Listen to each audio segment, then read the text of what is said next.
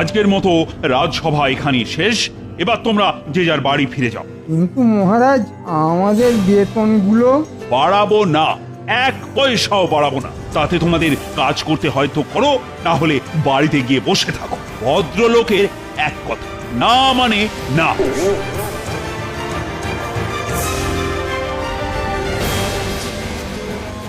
এবার কি হবে? বাজারে জিনিসপত্রের যা আগুন ছোঁয়া দাম।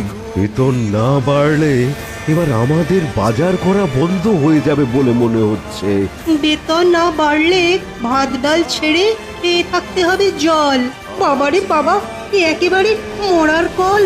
আমি তো চেষ্টা করলাম, কিন্তু মহারাজ যখন একবার না বলে দিয়েছেন, তখন সেটা হ্যাঁ আর হবে না। কে বলেছে হবে না? হাল ছেড়ে দিলে চলবে না।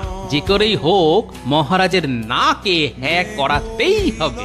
হয় অমনি